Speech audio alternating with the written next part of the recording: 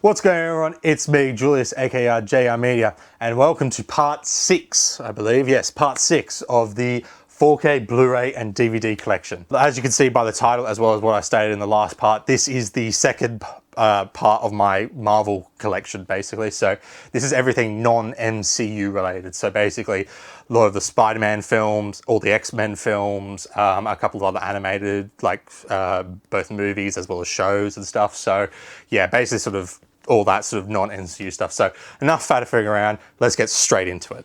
Then lastly, on this bit of the shelf, we then have Daredevil. So everything after this is just various Marvel non-MCU movies. So here we've got Daredevil on DVD. I think my brother got me this for Christmas one time, so I need to upgrade this to Blu-ray. But I mean, I only watched this like recently, like in terms of like maybe like 4 or 5 years ago.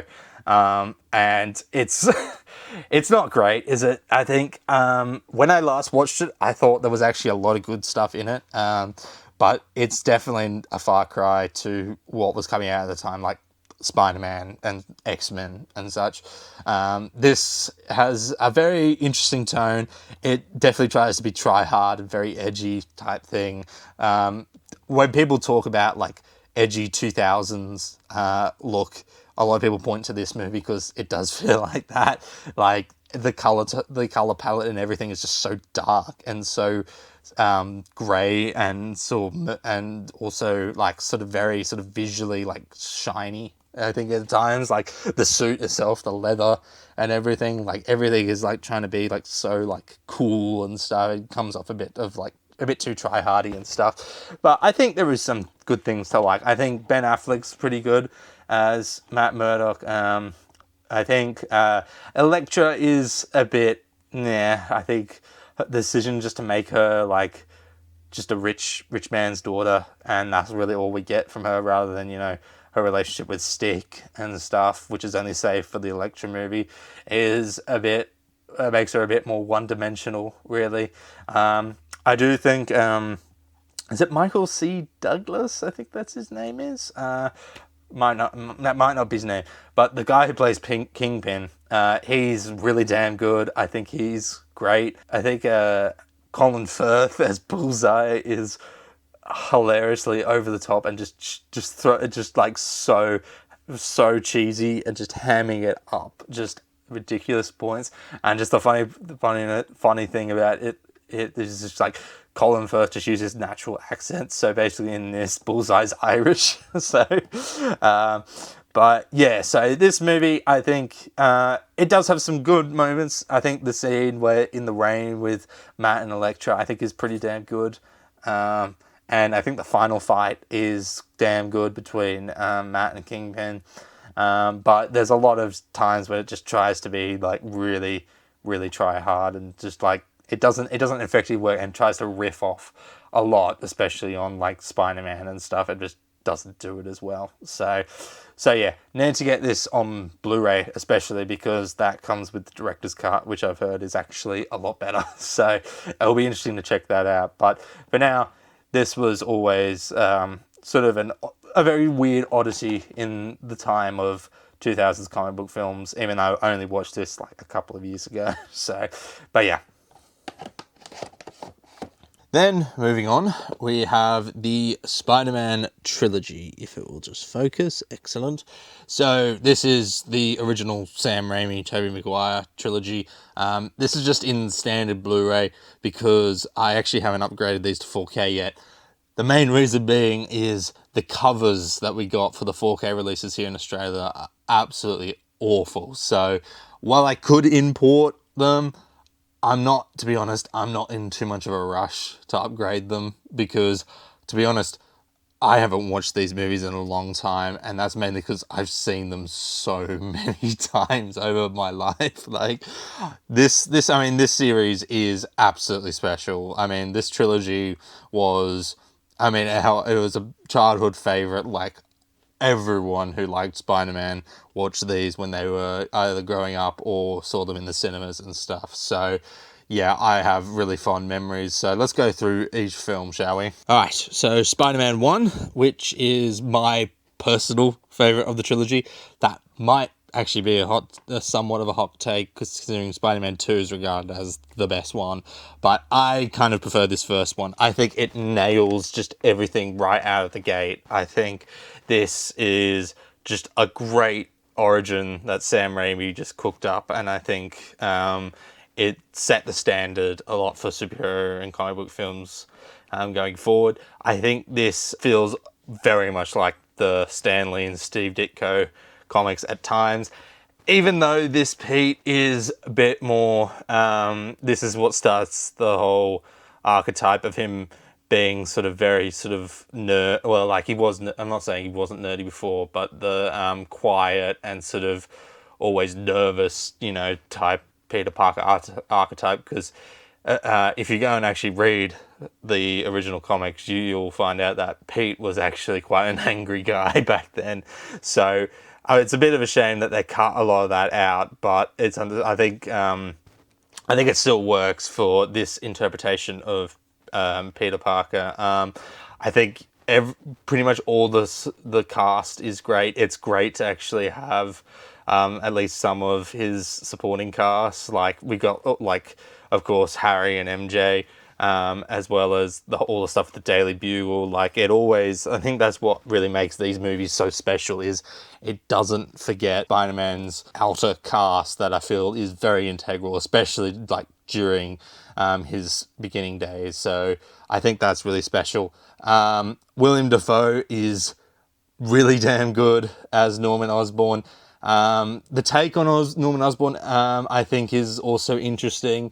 I think it does a great job to, at first, you think it's supposed to be like Norman is being taken over by this, like, this split personality that has been taking over him. But as you get through, like, the movie and stuff, you realize, yeah, Norman's not a saint either. Like, that whole scene when he's just slagging off MJ behind her back to Harry is just like, oh my word, like, you're just absolutely, you are a horrible person.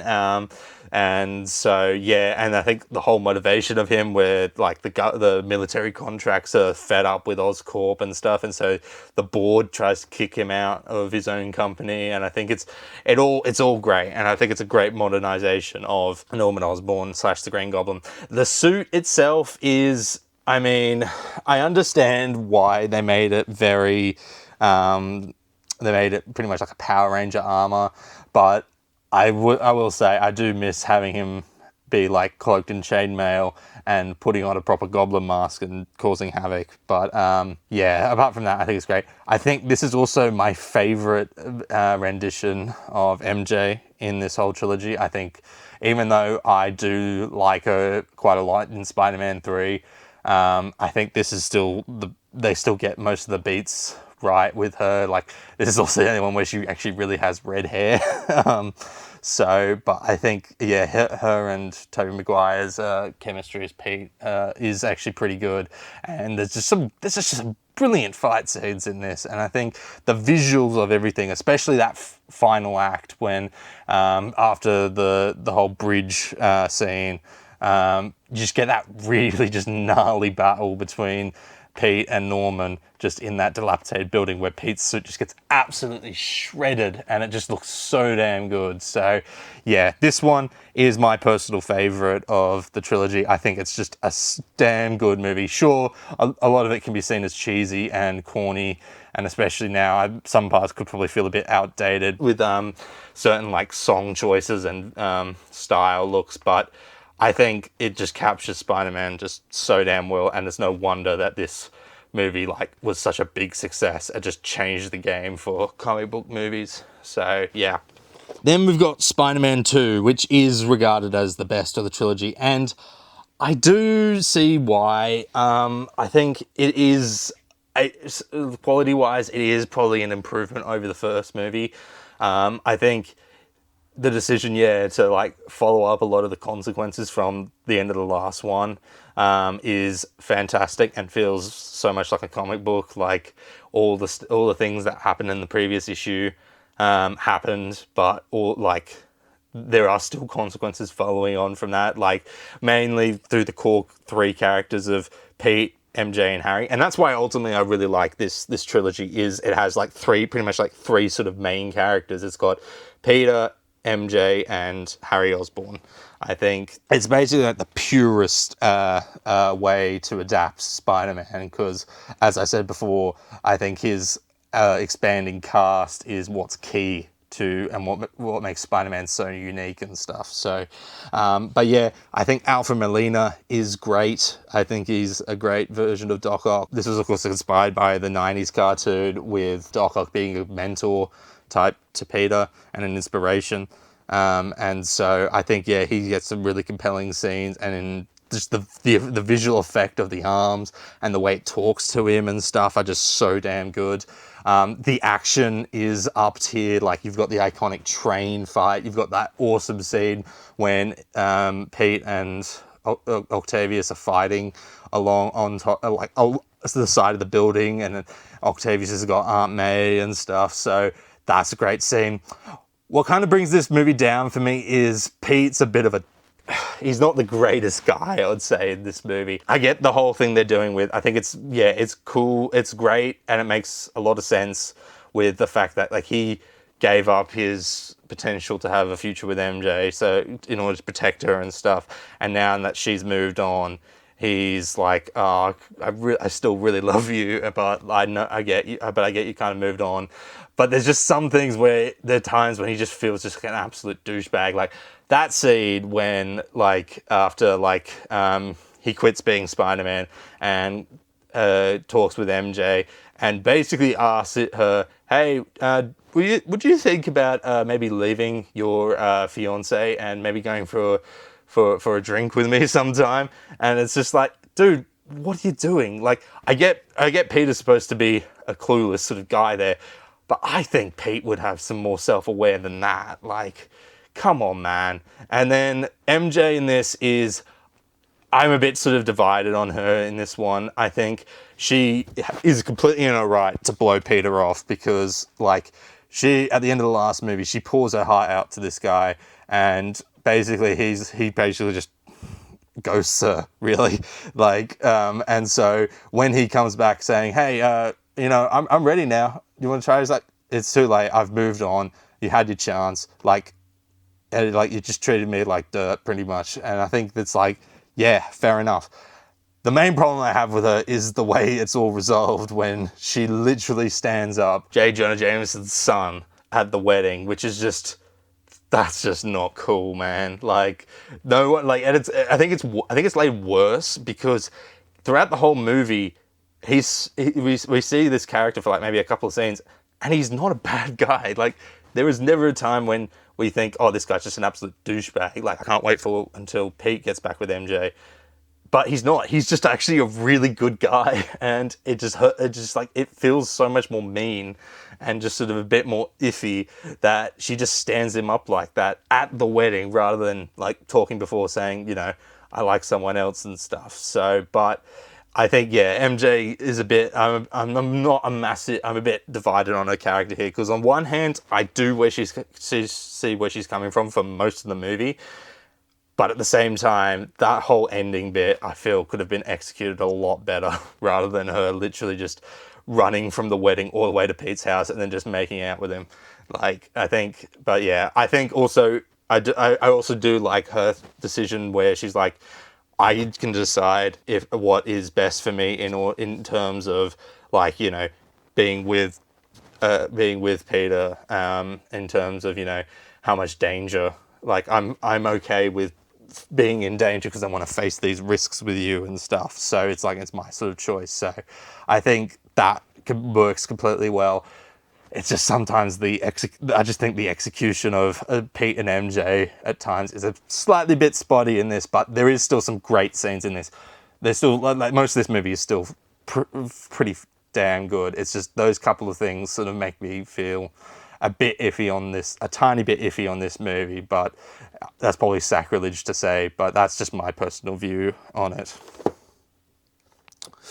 Then we have Spider-Man 3, which is, I would say, just about a good movie. I think it's at least a 7 out of 10, which might be a bit sacrilegious, but I think a lot of reflecting and I guess revisionism has come about in this film, and I think it just about makes a passing sort of grade, I would say. I think there is a lot of messy stuff in this, but I think it goes for a really bold sort of idea. I think Peter is a lot better here, I think, personally, in Spider-Man 2, even though he's even more a douchebag here than in the other movie.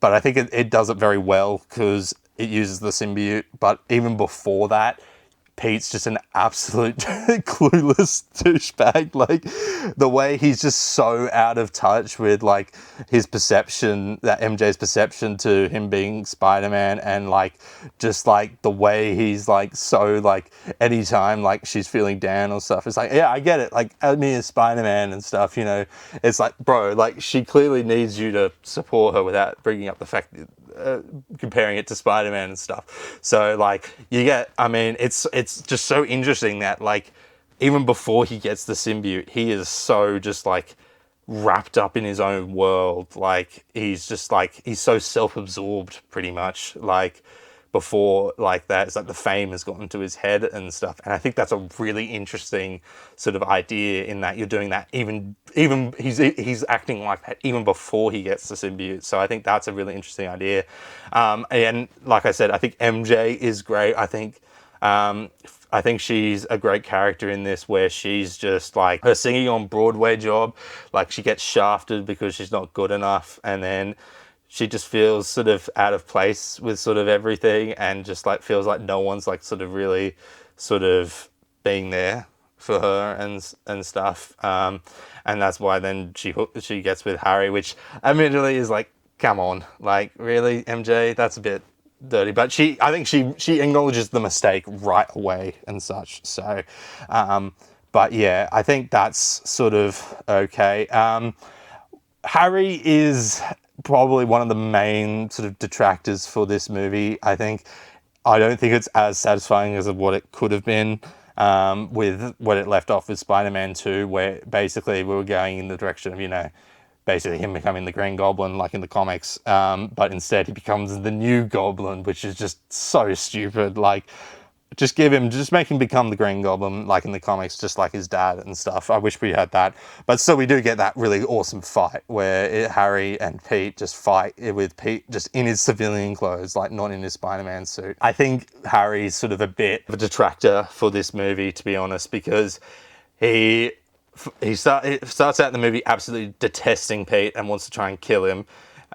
At the end of that fight, he gets knocked out and then gets amnesia, which, I mean, I get it's the same thing that happened in the comics, where Norman got, after he found out, like, Spider-Man's identity, he got knocked out and then had amnesia for, like, a whole year in the comics, and then he eventually regained his senses, he regained his memories, and then that's what kicked off the death of Gwen Stacy arc. But I always just felt like the amnesia thing was just really stupid, and just felt like a way just to, like, delay those stories. So I've never been a massive fan of that type of plot point, and it's applied here, and I think it's just a bit, like, I'm not a massive fan of it. And then we have the whole bit when, you know, where MJ comes over and they have that night and they have that kiss and stuff, which I think that's sort of an interesting idea. But then, of course, that awakens his memories back, and then he's just suddenly into maniacal villain mode, where he's, like, planning to get MJ to break up with Peter and stuff, which I gotta point out that plot hole. Why the hell does MJ just not tell Pete that Harry's forcing her to break up with him? Like, I get the whole deal is because, like, she thinks that if she like, the only reason she's doing this is because Harry's threatening to kill Peter. But it's like, bro, like, Pete's a Spider-Man. He's, like, ridiculously powerful. He would kick Harry's ass. Like, I know Norman gave a bit of a run for his money, but this is Peter, like, in his prime now. Like, he's had quite a bit of experience by this point. Like, I think Pete can take care of himself. It just feels a bit weird, like, MJ just would not tell Pete, like, just like whisper quickly, say like, hey Harry, hey Pete, I told you to meet here because Harry is watching because he wants me to break up with you, but can you just go over there and just kick his ass? Like, it just feels a bit forced, and it feels like there wasn't enough thinking there. So I think that's sort of a bit of an issue there. But I do like at the end of the movie when he does actually end up forgiving Pete and teams up in order to rescue MJ. Even though Bernard really should have just told him, like, right away, like, after his dad died, that it was actually the goblin lighter that killed him and not Pete. Like, that also just felt a bit iffy. So there's some rocky stuff. Of course, as well, the multiple villains is a bit iffy. I think Sandman is pretty damn good. He's pretty much like the main sort of focus of this movie, pretty much for the most part, and I think he's quite compelling. But again, the whole thing about retconning Uncle Ben's death to be his fault and then finding out the whole thing was an accident, you did not have to do that. Like, you did not, like, that just felt just so, just like, you did not need to go back and change that, especially because now it's like, it doesn't have the same impact of the fact that, like, also that fact that A, Pete accidentally murdered the wrong guy, and B, the entire incident between Spider-Man happening is all an accident. It was an unintentional gunshot that went off, and it was just pure accident. It wasn't done. It wasn't a malicious murder to get a guy out of the car. It was just an accident, and I think that just takes away a lot from Spider-Man's origin. So yeah, Venom, on the other hand, I think is actually handled pretty well. I think, sure, a lot of people didn't like Topher Grace's depiction where he's like basically skinny, nerdy like Peter Parker, but I think it does work for this iteration because they're very much going for, you know, what Venom's original idea was supposed to be the anti-Spider-Man. Like you see it with the spider logo and stuff. So I think that's really good. I think he just hates Peter so much because he stole Gwen, even though Gwen was never really that interested in him. That also brings me to Gwen Stacy. Gwen Stacy's weird in this because she has pretty much all of comic Mary Jane's personality in this. Like, she's got that like fiery, so like wild spunk to her, you know. Like she's also doing modeling and stuff, and it just feels like, and she's like boasting about how like she's kissed Spider-Man and stuff, and it's like, that feels more comic accurate to MJ than MJ, the actual Mary Jane in this movie. But regardless, I think she's all right. I think she's sort of entertaining. And then, although it is a bit weird that she's in like half of this movie, and then after, you know, Pete like shows her off in front of MJ, she leaves and then is out of the rest of the movie. But I guess, yeah. So, but I think she's okay. But then, yeah, so going back to the villains, we then get to the final act where, of course, for the third time in a row, MJ gets kidnapped, which I guess is another thing. Like, I get, like, you know, MJ is supposed to be the damsel in distress, but, like, in the comics, like, by this point, she's known to take care of herself. So I feel like, I mean, to be fair, she does help Peter at one point in this fight where she drops the brick on Venom right as he's about to claw his face off. So I will give her that. But 3 movies in a row where she's just really just screaming for the final act, I think is a bit of a... I just wish, yeah, we could do a bit more with her, because I think she could be very resourceful, I think, in that fight and stuff. And also, to be fair, I think the ending is pretty damn bittersweet. I think the scene where Pete forgives Flint Marko is really damn good and really emotionally satisfying, even if I'm not a fan of that whole Uncle Ben retcon. I think also the Harry's death scene is very, very sad and feels very impactful. And I think also just the last scene of Peter and MJ just pretty much getting back together, I think is really nice and feels very much like the end of this trilogy, because this is the only one that doesn't end on a big heroic swinging scene.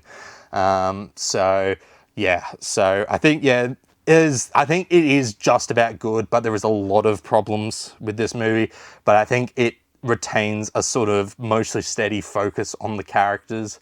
I haven't really talked too much about the symbiote, but I think that's okay, even if it's like the memed to oblivion Bully Maguire with the emo haircut and the dancing. I think the actual dancing scene is actually fine because it makes sense for this Peter, because that's what he thinks is actually cool. When it's not, like, and I think it also works a lot better in the editor's cut, because that comes right after the scene when he blows Harry's face up, and so it's like, it's supposed to be, even though that might be like, you could see that as a really tonal whiplash, I think it works because it just shows the nature that Peter's in, where he's like, I'm on cloud 9 right now, and I think I'm just like, I think it's supposed to be portrayed as a bad thing, really, rather than as a, look how cool he is. Like, so I think it's more self-aware than that, personally. However, I think the scene when he's actually doing the dance scene, yeah, I think that could have gone and been cut, because I think that's just absolutely unnecessary.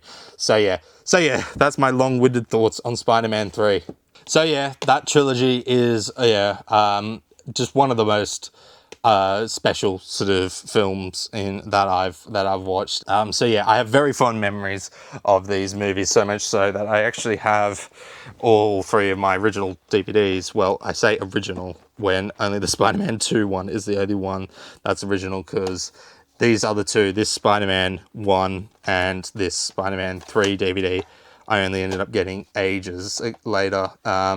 But I basically had these 2 DVDs. So this one is my original copy of Spider-Man 2. So I've got very fond memories of these DVDs, especially the Spider-Man 2 DVD, which has got an amazing, like, 2-hour documentary on how they made the movie, and it's just absolutely special. So Spider-Man Trilogy, absolutely special, but it is actually not my favorite rendition of live-action Spider-Man. That would be this, the Amazing Spider-Man series, with the first movie on 3D. This is also one of the only other 3D Blu-rays I got at the time. I think I got this actually on release day. I remember, I think it was after like soccer practice or something, I went into JB Hi-Fi, and I think my dad picked this up for me. So I still have very fond memories of this movie. This was also the first Spider-Man movie I saw in the cinema, and I think I remember having an absolute blast. Okay, these movies are not the best. I think this movie is great. Amazing Spider-Man. Amazing Spider-Man 2, we'll get to that in a minute. But I think this one, I really enjoy, but I acknowledge there are a lot of issues that are not present in the other movies, and I think the Tobey Maguire trilogy, as well as the Holland trilogy, the MCU trilogy, does a lot better. However, this has my favorite version of Spider-Man, because I think this is the reason why is this feels the most comic accurate, because Andrew Garfield is in this movie. He's a nerd, but he's not nervous or timid. He actually feels like he's got some anger issues, and he's just an outcast and just a bit of a weirdo, really. I think it makes him, I personally connect with him just a bit more. I think he just excels so well as both Peter Parker and Spider-Man. I think his quips are just the best out of any Spider-Man in terms of live action.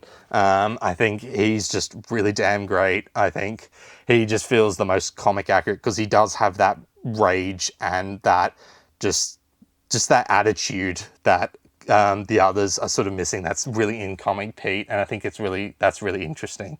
So yeah, I think Emma Stone is great as Gwen Stacy, even though she's not really much like her comic counterpart, but I can give grievance to that because there's not really much to her character in the comics. So basically, it's a reinvention pretty much, but it's still the same sort of character beats where she like still enjoys science. She still has her dad who's the head of the police force and stuff. So there's like still some beats there, but a lot of her personality and stuff is pretty much a reinvention. And I think her and Andrew Garfield have fantastic chemistry. Probably because they were dating at the time when they were making these movies, so that probably gives it credence to why they're so good together.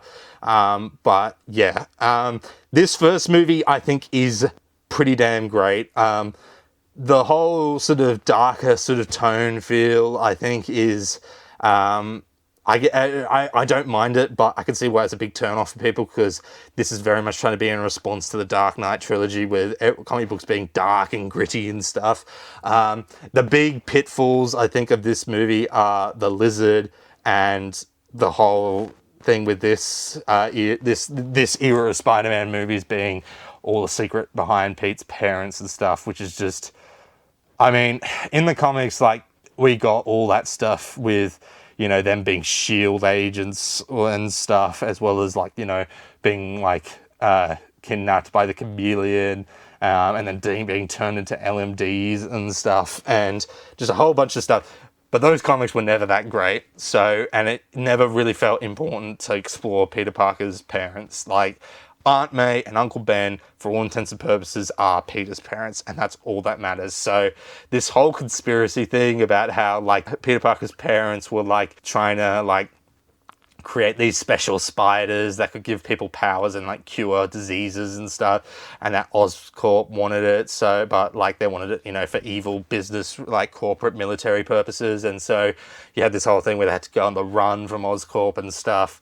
Just, like, yeah, don't care about any of that. Like, it's just so we don't need any of that. The stuff with the lizard, I think, is there's good stuff there with, you know, with Dr. Connors, about wanting to, you know, of course, like, get into cross-species genetics and growing, wanting to get his arm back and stuff. But they cut a lot of his compelling stuff out. Like, they cut out, like, a massive deleted scene with his son, when he's talking to his son about how, like, we were wrong to be like, you got to accept, like, the reality of your situation, i.e., like, my hand being cut off and stuff. And it's like, why would you cut that? Because one of the main compelling things about the lizard is he's got a family with him. Like, he's got a family to look after, and that's what makes him quite a compelling character, where you don't want him to become lizard and as well.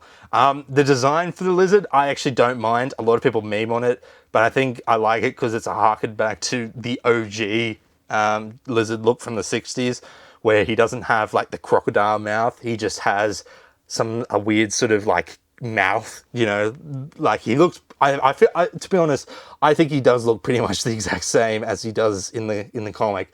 But I get it, because by this point, the design of the lizard has changed so much, to the point where now people view it as that design with, you know, the snout and the big tail. Well, he still has the big tail, but also the lab coat as well, which sucks that he only wears that for, like, 5 seconds in the movie.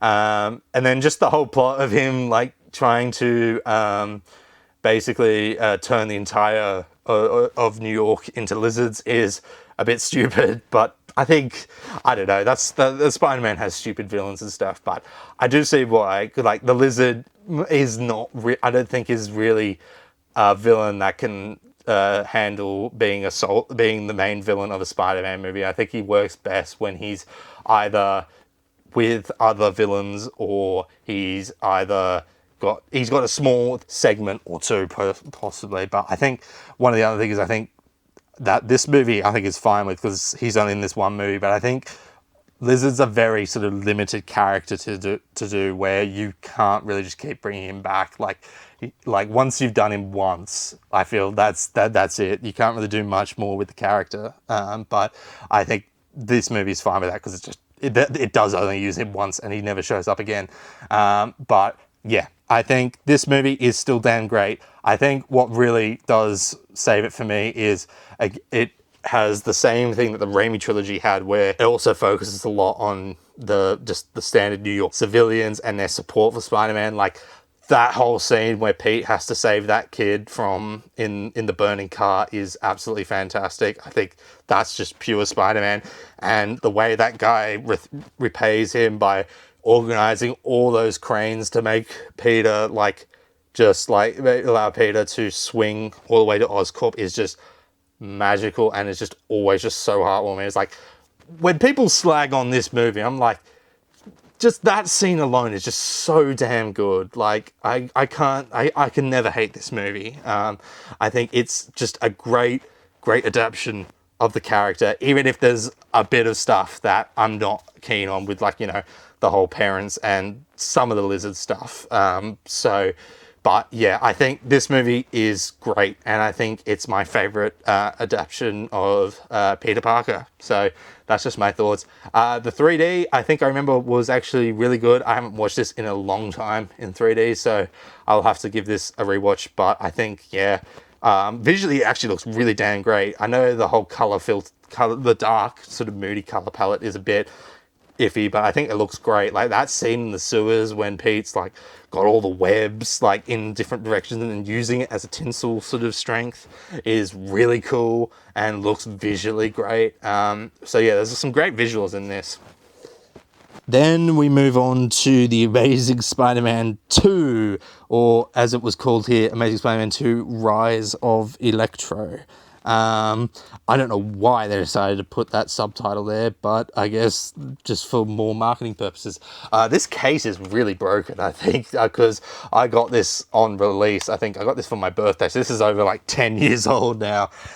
So this case is absolutely mangled. But anyway, this is, of course, another 3D Blu-ray, because I was like, this was, of course, the heyday of 3D. So I was like, if I'm getting a 3D movie, I'm getting the latest Spider-Man movies.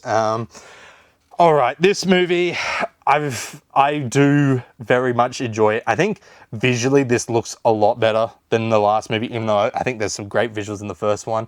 The color palette is clearly a different tone. They've made it much more brighter and stuff, especially with the suit change. Like, the suit is, for the longest time, was regarded as like the best comic book Spider-Man suit that we've gotten in live action. And I think it's still damn great.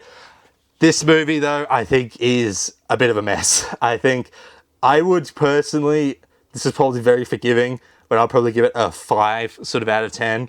I think there is a lot of good stuff in this, but equally a lot of bad stuff. I think Peter and Gwen are pretty damn good in this. I think it's very interesting to have them basically, back together. And although Pete just feels guilty about that because he's disregarding her dead dad's last wish about like keeping her at arm's distance. I think that's sort of very interesting. I think Electro is actually not that too bad. I mean, the whole thing about him being like, hating Spider-Man all because he doesn't remember him is, I get, a bit silly, but I think it's kind of an interesting sort of play on sort of, his sort of insecurities and stuff, and just sort of how beaten down by just like society he is. That's probably a bit too deep for this character, but that's just my personal thoughts. The swinging scenes are just the best any Spider-Man movie has done. I think that scene, which is actually not the opening scene, because the opening scene is this entire stupid scene of showing how Peter's parents died, but what is really should be the opening scene, with him swinging through New York and just seeing how the costume flaps in the wind is just absolutely phenomenal. Just the swinging scenes are the best they've ever been, and just the action is just damn great. Like when he has to like swing, like when he has to fight Electro in like the power plant place, and even though you have that really silly scene where like Electro starts doing dubstep version of Itsy Bitsy Spider, I think that's enjoyable.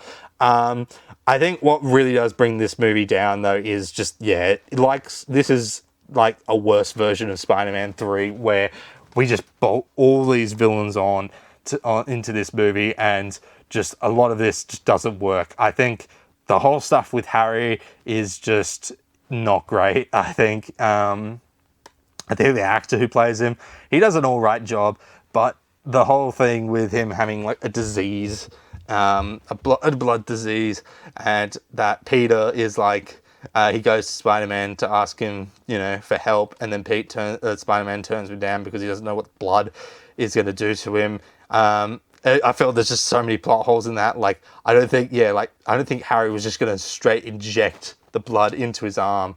I think he was going to do a couple of tests and analyze and experiment with the blood before actually putting it into him. I think the whole stuff with like the company, like with Oscorp, like with that guy who tries to hostily take over from Harry, just so bizarre. And I think just really just is not really that needed. But I guess it's because we need to push Harry to becoming the Green Goblin in this universe, even though his dad never did. Just like there's just a lot of things. And of course, I will say, even though he really shouldn't have been put only in the third act, I think that final fight between Harry and Pete is damn good. Just in that clock tower is great. And I think as well, Gwen's death is just absolutely devastating, and Andrew Garfield just absolutely sells it. So there's a lot of mess in this movie, and it's understandable why after this Sony just completely folded their ideas of making a Spider-Man cinematic universe at the time and then decided to put him into the MCU. But to be honest, I kind of wish we got this Spider-Man in the MCU, which I think was actually one of the talking points after this movie came out. Like, I believe that was one of the sort of talking decisions that they were going to do. Like, apparently after this movie came out and, you know, it wasn't doing financially well, I think there were talks about trying to get this version of Spider-Man into the MCU, so much so that I think the next MCU movie that was set in New York would have had Oscorp Tower from these movies in that New York. But they decided, nah, ultimately we'll just reboot and just introduce a new Spider-Man. But that's a shame, because I think Andrew Garfield would have been perfect to go into the MCU. So yeah, this movie is a bit of a iffy spot, but I think it does get a lot. I think it gets Spider-Man right a lot of the time, especially has some other great scenes, like the montage scene of him just going out as Spider-Man as the radio's playing of all like different reports, as well as like, you know, show just his daily life. I think is great with like when he walks that kid home. I think is just, that's Spider-Man. That is Spider-Man. I think that's the most authentic scene of just that is who Spider-Man is down to the core. I think is great, as well as it paying off at the end with the Rhino, which the Rhino, I won't get into all that, but I think that ending scene is damn great, even if it did just tease us for an awesome fight that gets cut to black. But regardless, this movie, not the best, but I think it's okay, and there is a bit of enjoyment to sort of be had, even if this is probably the worst Spider-Man movie.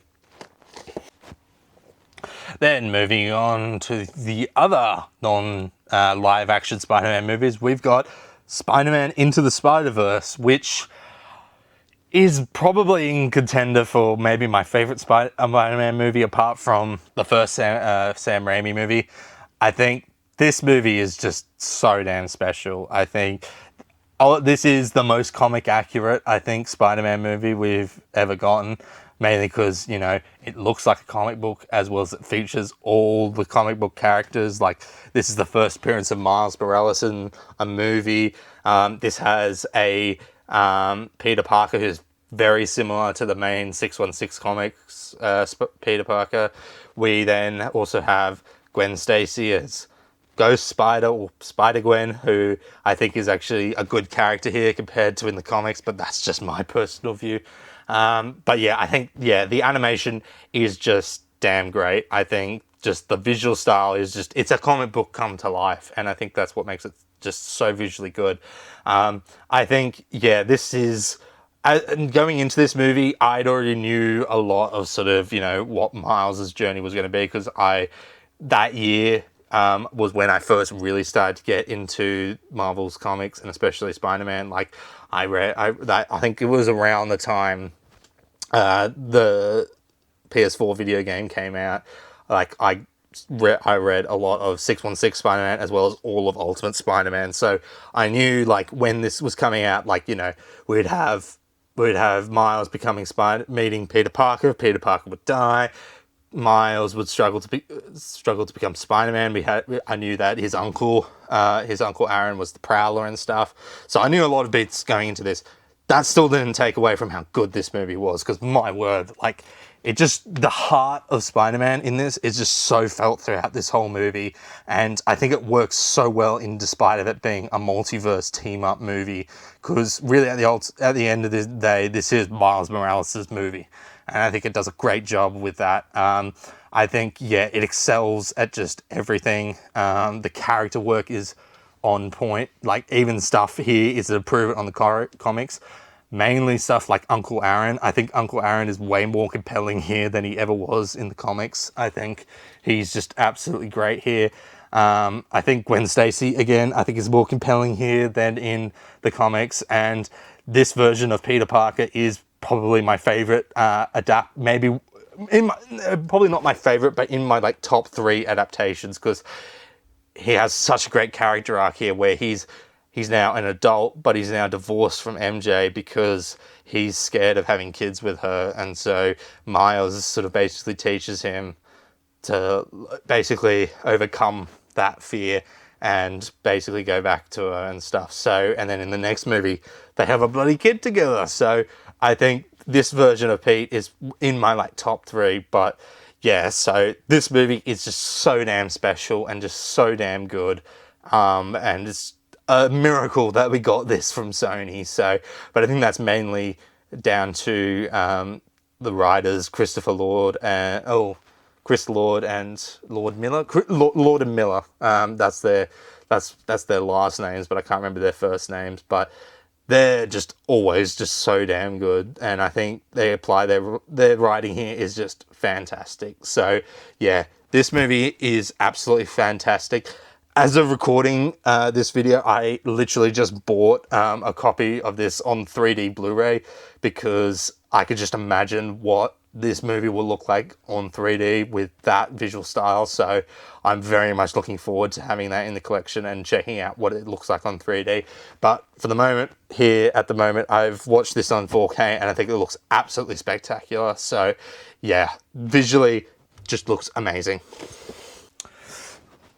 The same can be said about Spider-Man Across the Spider-Verse, which is a damn good sequel that ended on a cliffhanger that we're still waiting for because Beyond the Spider-Verse has been delayed a bit, and I honestly cannot wait because if this sticks the landing, we could have a new contender for best comic book trilogy because this movie is damn good.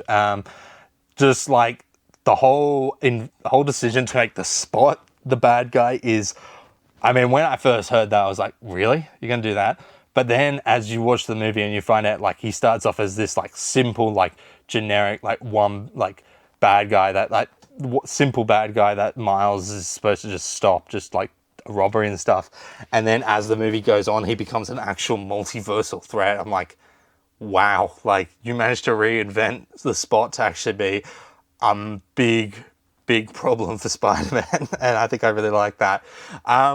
I think the decision to make Miguel O'Hara like sort of this whole Spider-Man, like the head of the Spider-Verse, and being like, we can't interfere with like certain events because, you know, this is, of course, is where all the canon events come from, is interesting, but I think it is a bit of a departure from Miguel O'Hara's character. Like, Miguel was always a bit more hardened and a bit more cynical compared to regular Spider-Man. But in this movie, he's like pretty much full on just like an antagonist, really. He's the antagonist for this movie. So I understand like he has to be a bit, he has to be the opposing force for Miles. But there's times when he just feels a bit too mean. But I think in Beyond the Spider-Verse, he might mellow out a bit. I think, yeah, although I think there are some things where I feel like there are some Peter Parkers who wouldn't be going along with what Miguel is ordering here. Like, I think I would have liked if Peter B. Parker was a bit more sort of confrontational with Miguel, but I think it's understandable why he's not, because he's trying to look out for his daughter, who he probably should not have brought along, but it's still really, really fun and just so damn good to see Pete having a daughter here, compared to the misery that is happening in the comics where editorial will just not allow that to happen. But anyway, I think this is also great for Gwen. Like, she gets She gets a big sort of expansion on her character here. A deeper look into her character where we explore her relationship with her dad and stuff. I think that's really damn great.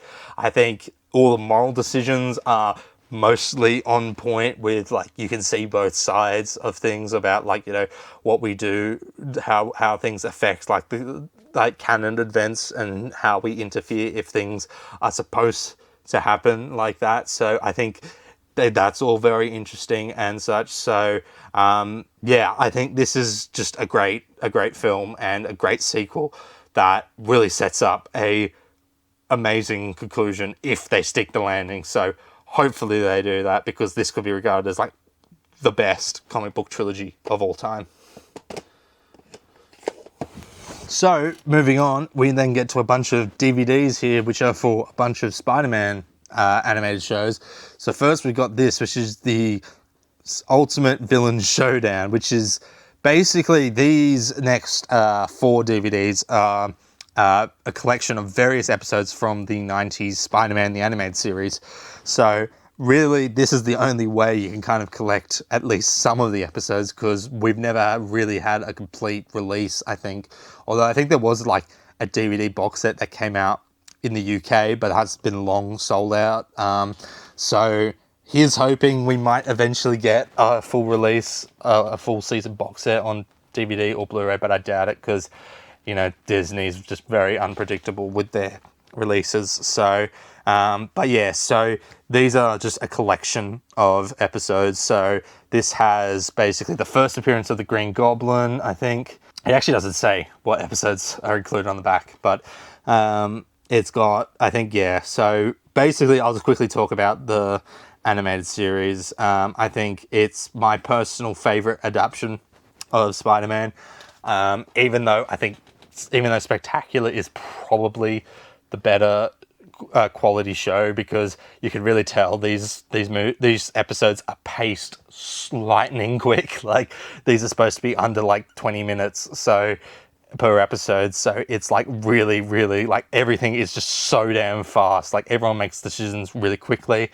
Also, like, a lot of people criticize the fact that Pete can never throw a punch in this episode, in this show, because of censorship, although I believe that's actually not due to that. I think it was just some weird sort of animation budget choice or something. So these episodes, I think this main one this has the first appearance of the Green Goblin, and I think it's a good origin, and what really set the template really for the Sam Raimi trilogy, where it's all about, you know, Oscorp board wants to get rid of Norman Osborn, so he has to overwork on making this like new military gear, but he creates a serum that accidentally he gets exposed to, and then he becomes the Green Goblin and stuff. So yeah, so that's that one. And then this one here, we've got the Spider-Man vs. Doc Ock, which basically I think pretty much collects all the episodes Doc Ock appears in. So this has his first appearance in it. And this is, of course, as well, this has the same influence on the Sam Raimi trilogy, where this is where it's first established that Pete has a mentor, views Dr. Octavius as a mentor, because in the comics, Pete just sees Doc Ock as just another bad guy. Like, there is no like special relationship him and Pete and Doc Ock have. And I think that first episode where he appears is pretty damn good about, you know, how it's also pretty much the same as Norman Green Goblin's origin, where instead it's I think it's just a science team that just outs him out of his own team from memory. But yeah, I think he's a good adaptation of the character. Very interesting to make him German, I think. But I think it makes a very memorable version of him. Then we've got this one, which is Daredevil versus Spider-Man, which is basically, I think, the 1 or 2 episodes where Daredevil shows up, because Kingpin is a big character in this series. This was my first introduction to Kingpin, and I think he was absolutely great in this. I think, with his whole thing, with the fact that he's bankrolling all these villains. He has just got all these pockets in all these places, like, and he's, you know, he's got his own sort of henchman. Like, he's got Alistair Smythe, he's got Landon, I think that's his name, who is supposed to be, since I only had these DVDs at the time, these were only a couple episodes, so I never watched the full series as a kid until a couple of years ago when the full show came onto Disney Plus, and I watched it all.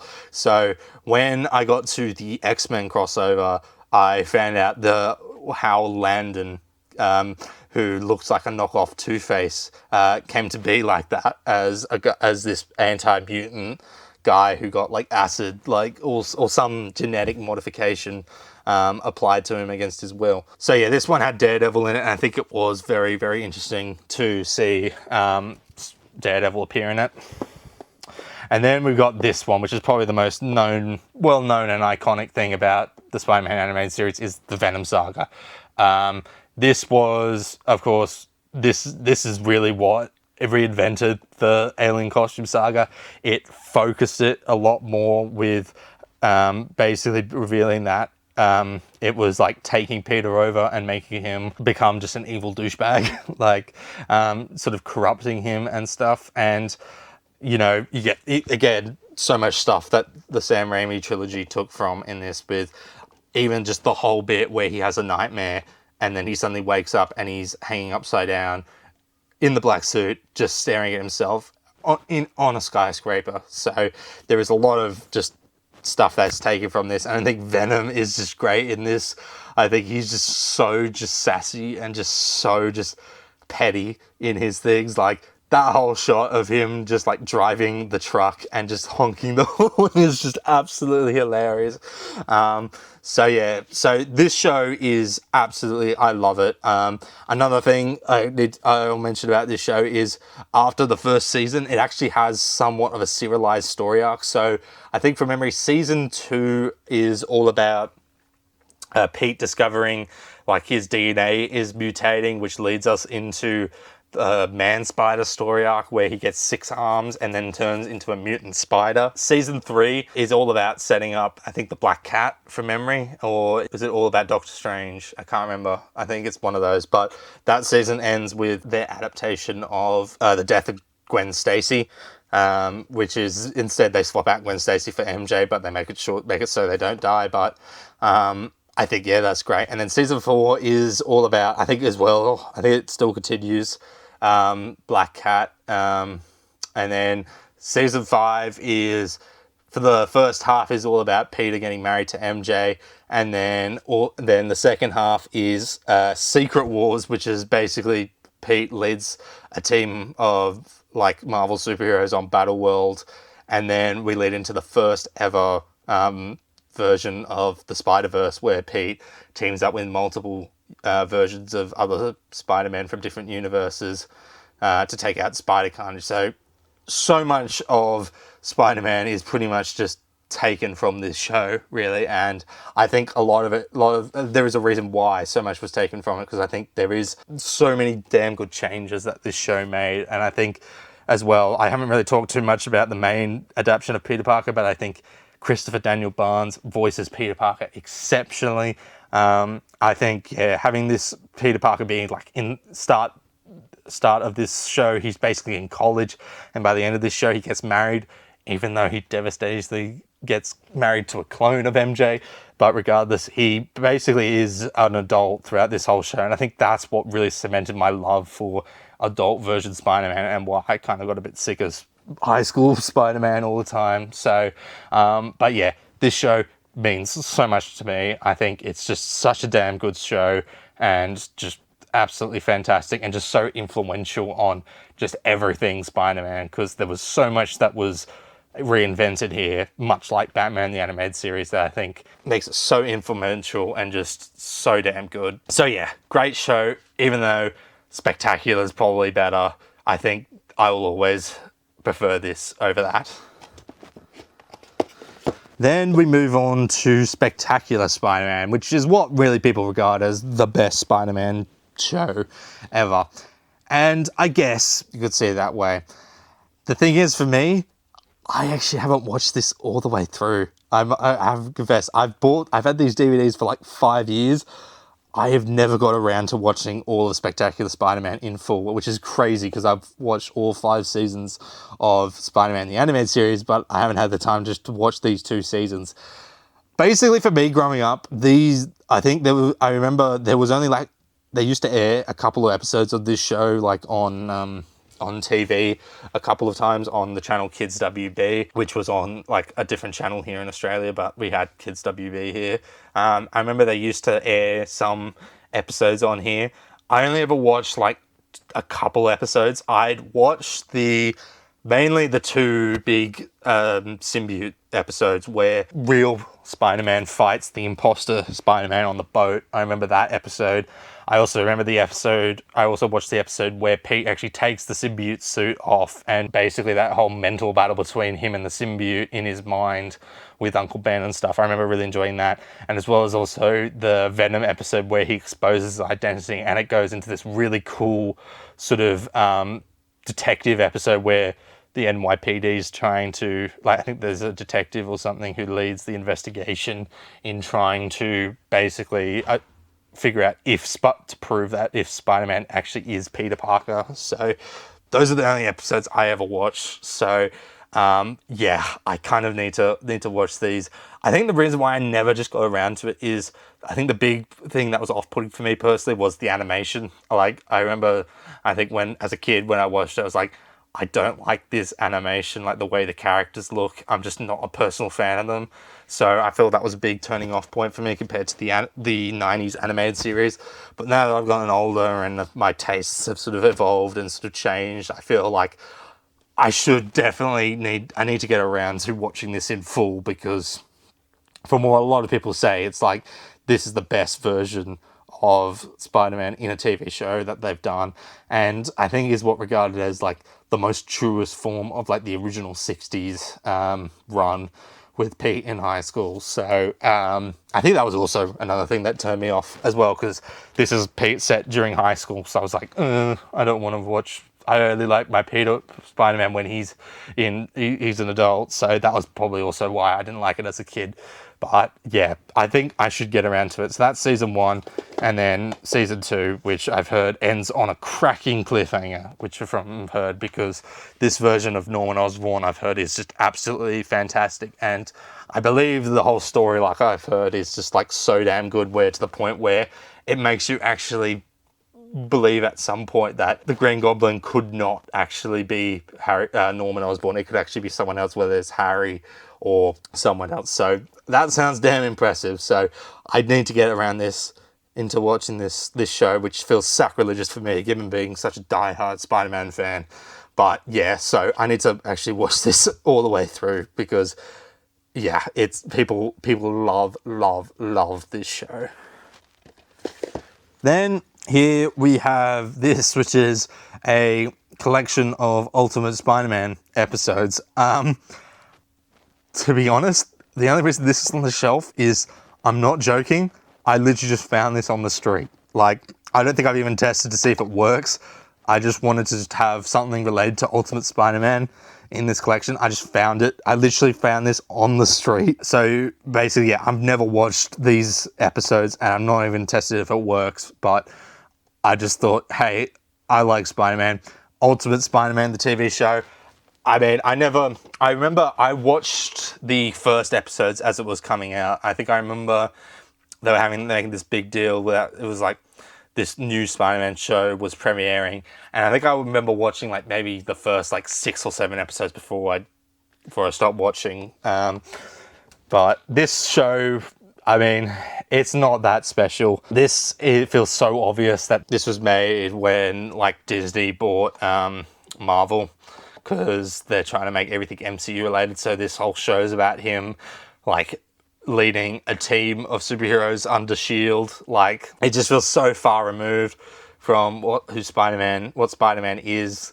Also, just like the tone of it is just so kiddie, like with the, those fourth wall breaks and stuff is just like, that's Deadpool, that's not Spider-Man. Like, it just feels so bizarre. I mean, Deadpool apparently shows up in this show, but yeah. However, I did hear that apparently it got a bit better towards the end of its show. I think it went for a long time. I think it went for like 4 or 5 seasons. Yeah, I remember just watching like this whole, like the first like 6 episodes of this show and just being like, yeah, no, this is not for me. Because it is nowhere, it is not even close to an adaptation of the original Ultimate Spider-Man comics, because those comics are goated, but this is not. It's like absolutely so far removed from everything. It's just trying to be like an Avengers show, but Spider-Man's sort of leading it. And it just feels so obvious that it's trying to be MCU adjacent. It's just not compelling at all, and I think is just like not a great show in and of itself, but I think it's certainly better than the show that came after this. That's just my thoughts on this show. So I've only watched 6 episodes of this. Again, only found this on the street, but I thought, hey, I guess it would be nice to have one of the other Spider-Man shows on the shelf, even though I'm not sure if I'm going to watch it. So, but yeah, that's just why I have this. Then finally we move on to the last part of the Marvel section of my collection, which is the X-Men's sort of universe, the Fox X-Men universe. So first off, we have the original X-Men trilogy on 4K. So let's just go through them one by one. We got X-Men 1, the 2000 movie. It's good. I think it was a big thing. This came out 2 years before Spider-Man, so this was a big influential thing for comic book movies. But I think it's a standard good. I think it's a simple movie. I don't think it's amazing or anything. I think it does its job well. The focus on Rogue is cool. I think the cast is all great. But you can definitely feel that it does feel a bit embarrassed to be a comic book movie with, you know, especially the suits and such. So I think there's a lot of good in it, but I think it's coming back to it. It's good. I think it's standard sort of 7 out of 10. Does its job well and such. Then you have X-Men 2, or X2, X-Men United as it's supposed to be called, but here it's just called X-Men 2.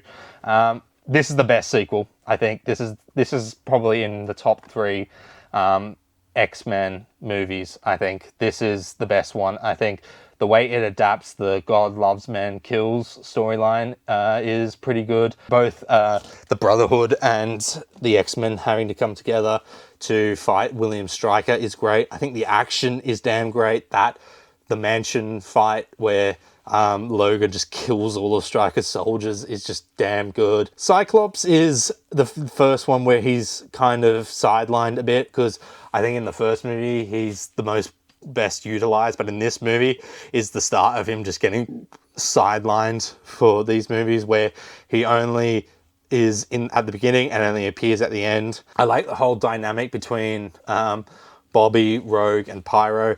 Especially as with Pyro's character arc, where he sort of grows to become radicalized by Magneto, and so at the end of this movie he ends up joining up with Magneto and stuff. I think that's really damn good. Brian Cox as William Stryker is just damn great. So yeah, I think this is the best sequel of the best of the original trilogy, and in the top 3 of the entire Fox universe.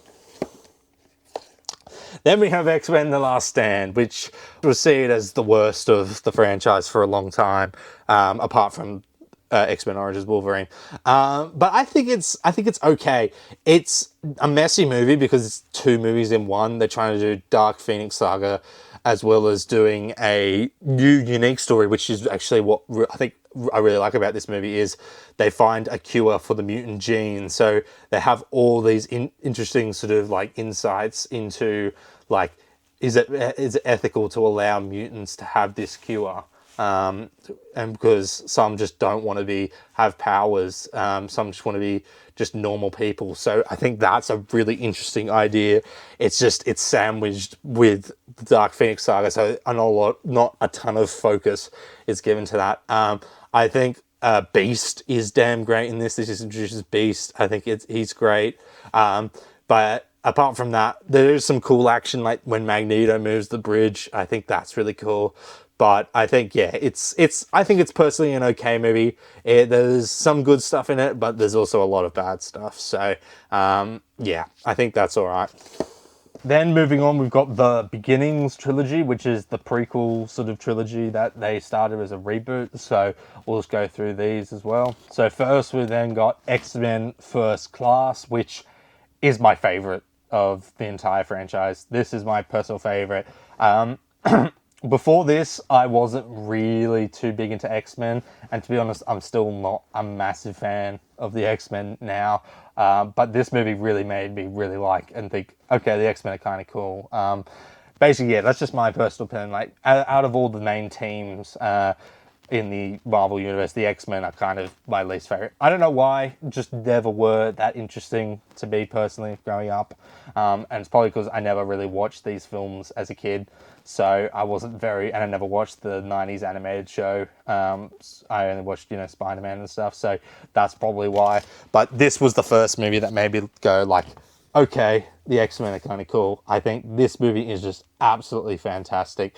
I think the recasting of Charles Xavier and Eric Lyncher are fantastic. James McAvoy and Michael Fassbender just feel so much like Charles and Eric. Again, this continues the whole thing with Mystique.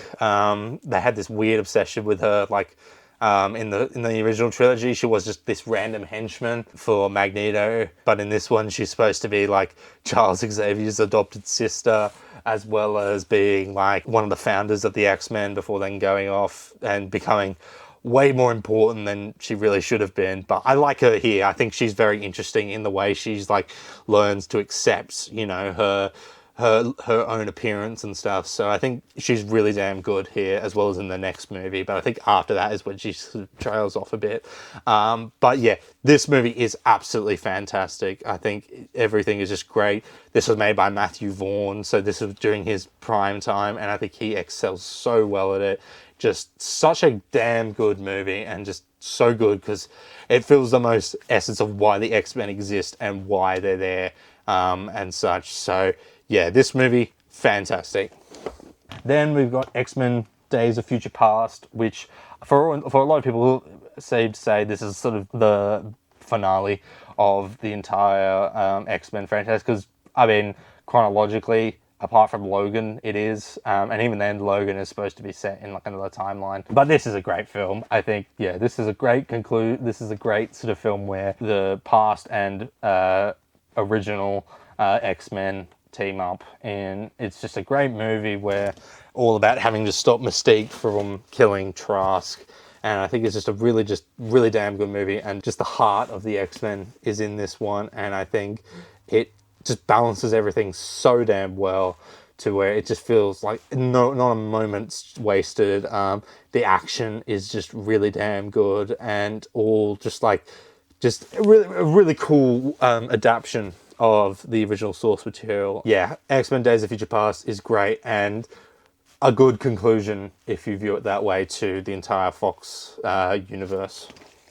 And then we have X-Men Apocalypse, which is okay. I think it's a bit strange because this is made by Bryan Singer, who did like Days of Future Past as well as the first two X-Men movies. So this really should have been good, but it really wasn't. Like, I don't know, it's a very weird sort of movie. Like, this continues Mystique's whole thing, but except they make her like the chosen one in terms of like she is the spokesperson for mutants. Like, people idolize her and stuff, and it's just like, what?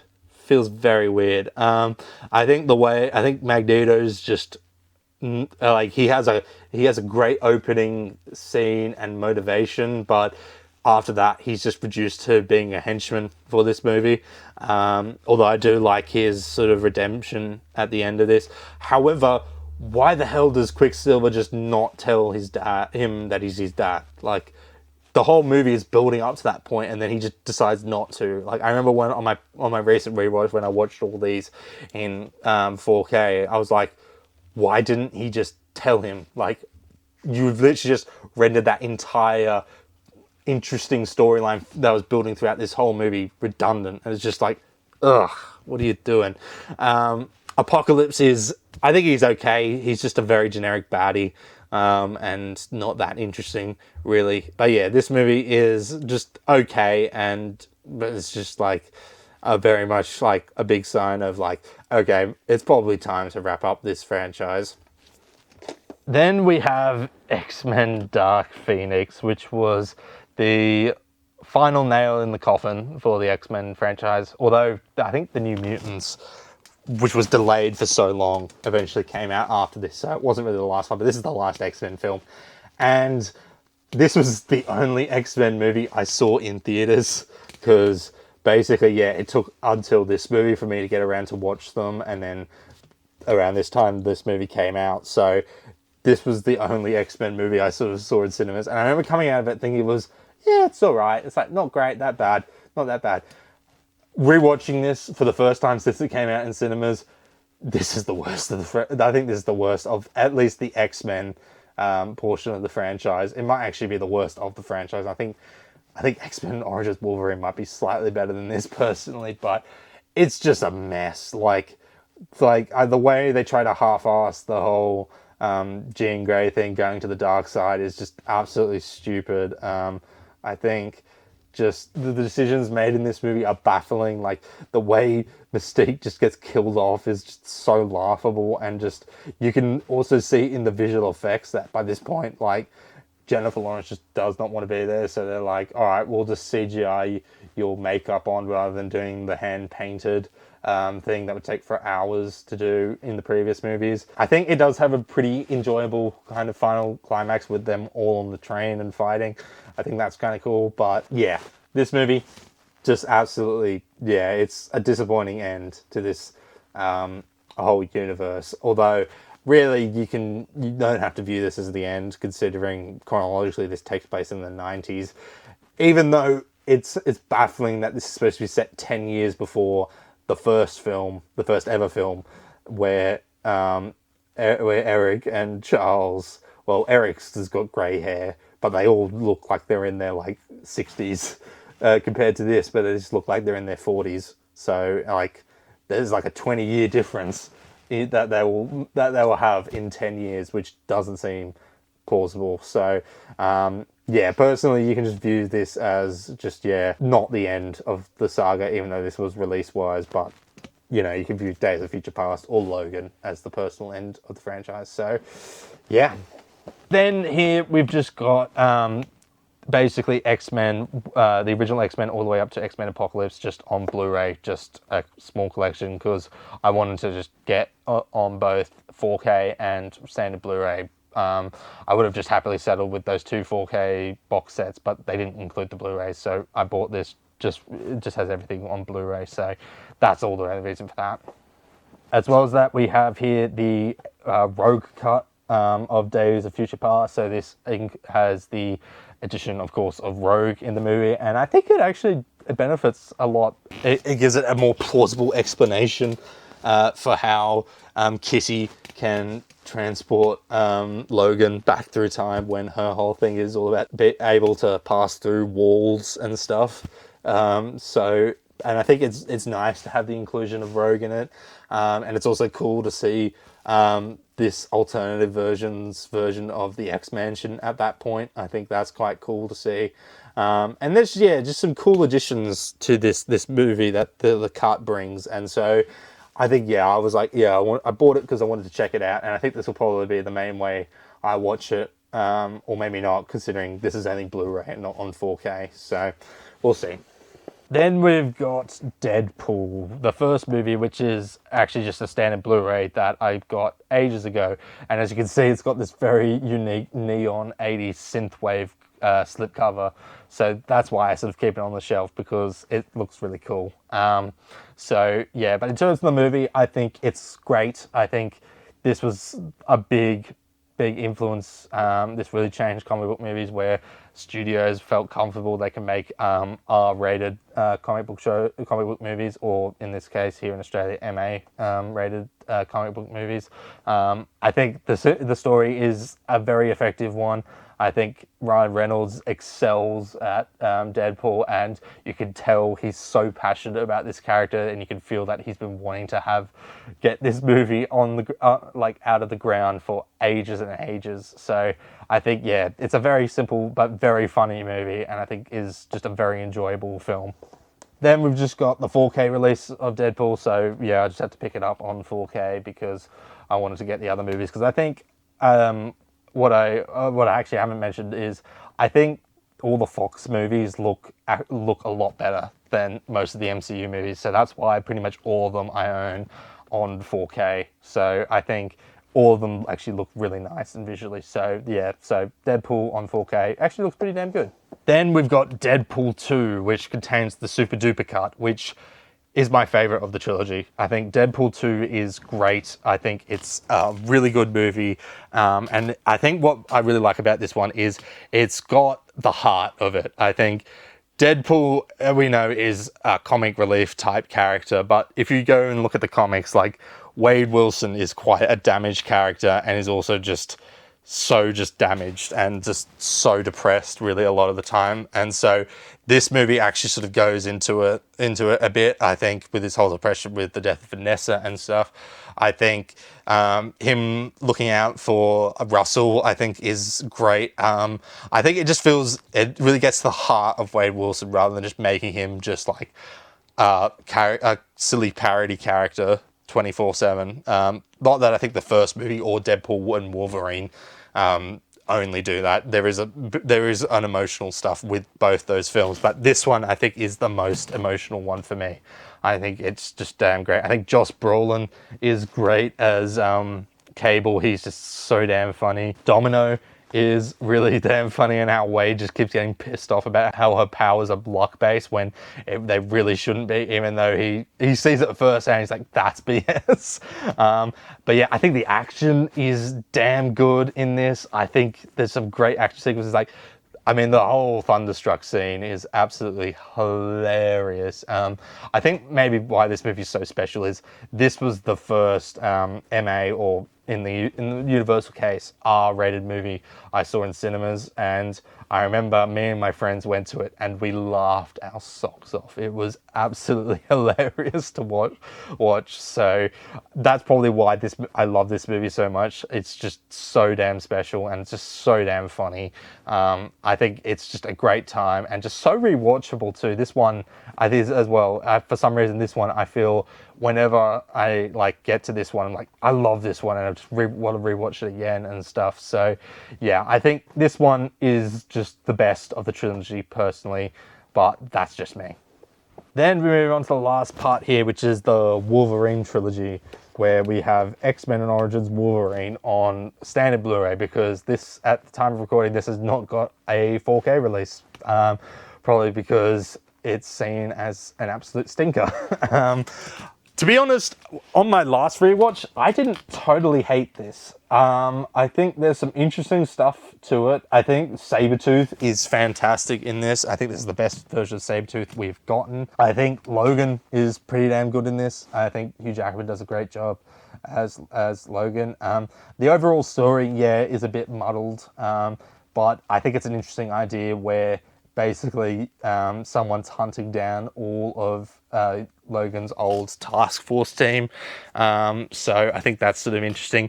The guy who plays Stryker in this is a bit iffy and I don't think is the best type of main villain. I think Brian Cox's version is a lot better. And then also, yeah, the effects just aren't great. And of course, we've got to talk about how dirty they do Deadpool in this movie. Like, what were they thinking? Having Ryan Reynolds in it and then having him like have that also admittedly cool scene at the start, you know, where he's like deflecting bullets with his swords, as unrealistic as that is, but it's comic books, man, go with it. Going from that to then having him be captured by Stryker and then forced to be this ultimate weapon with his mouth shut and having laser eyes and all these weird mutant powers. It's just, what on earth were they doing? Like, apparently this was made during the writer's strike at the time, so that probably it contributes a lot to it, but still, but yeah, it's not a great movie, but to be honest, I don't think it's the worst of the franchise. I think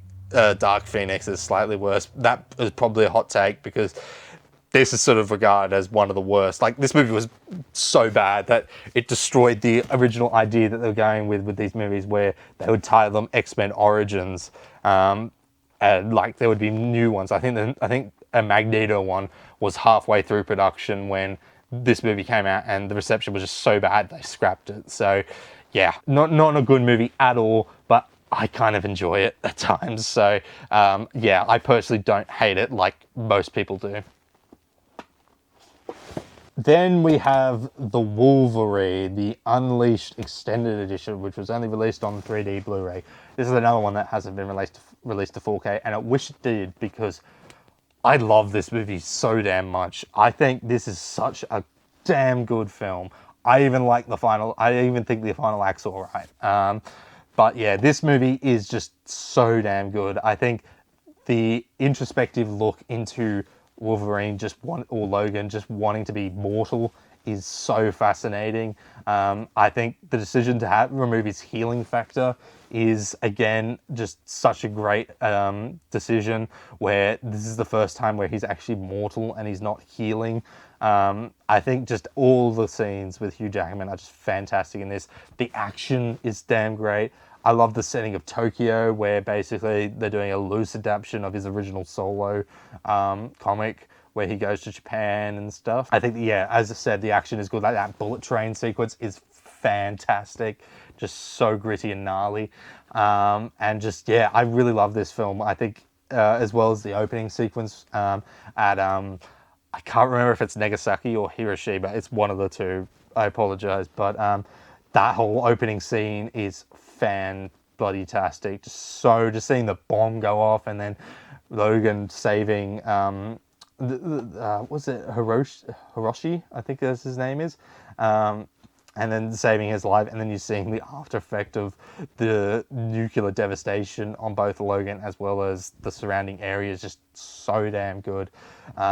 So yeah, this movie I really do love, even if like the third act goes in a bizarre direction by making Silver Samurai a big giant robot, which is a bit dumb compared to the comics where it's an actual samurai. I think that would have been a better idea, but I really do enjoy this one. The extended edition, I watched this for the first time.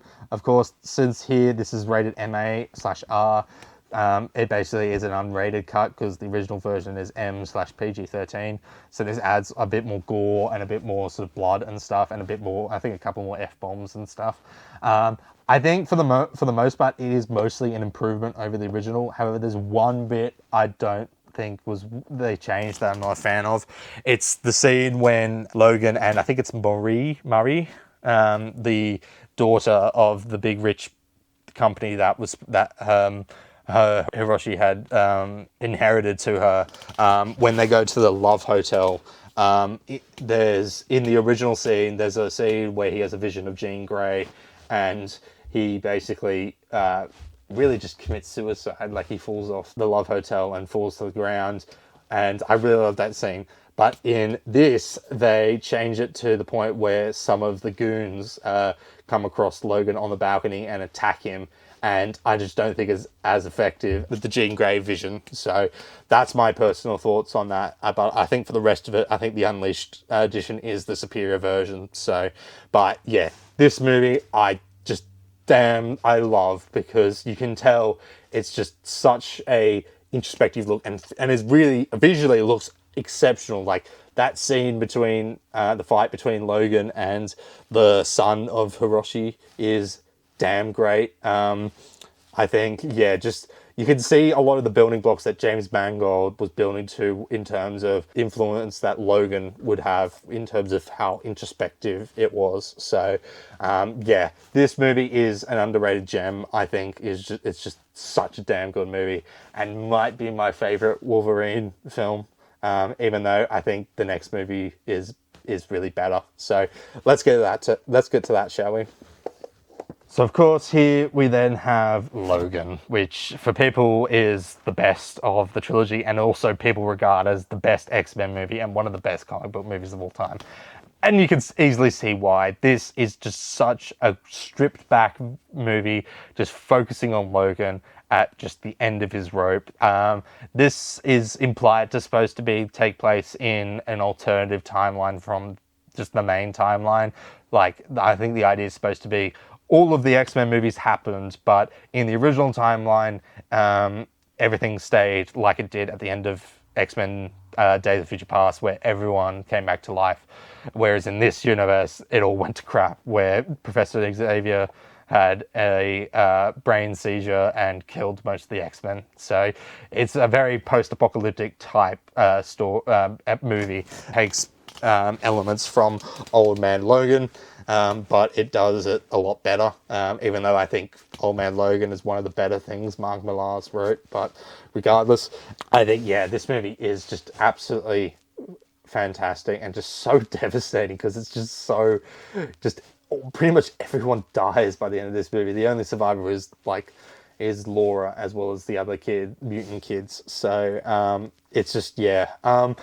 In retrospect, this is, you watch this and you're like, this does feel similar to the video game The Last of Us, and there are a lot of comparisons to The Last of Us, but to be fair, The Last of Us story has been done so many times before Last of Us did it. It's just the fact that Last of Us came out and did that and was just so big and so huge. A lot of people compare a lot of these stories to The Last of Us, because yes, they are similar, but there have been stories pretty much the same that have come before it. So I think, yeah, but I think it is, regardless, just a great final movie for Hugh Jackman.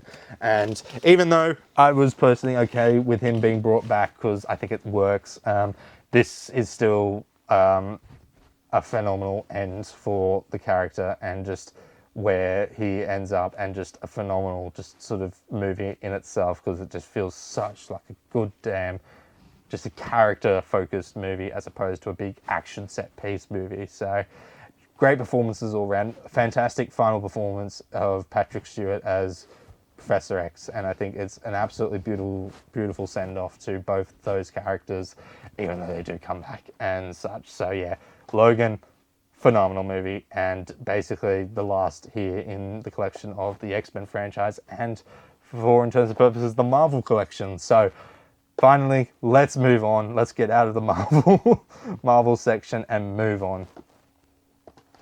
So that comes to the end of part 6 of the 4K Blu-ray and DVD collection, and as I stated at the end, the final part of the Marvel collection as a total. So now finally into the next part, in part 7, we will be looking at just different franchises now. So a bunch of different franchises again, and also just individual movies, of course, as well. So a couple of those things to look forward to. Talk about Middle-earth saga. We'll talk about The Matrix, and we'll also talk about other things like Planet of the Apes and stuff. So look forward to that. See you in the next one, and take care.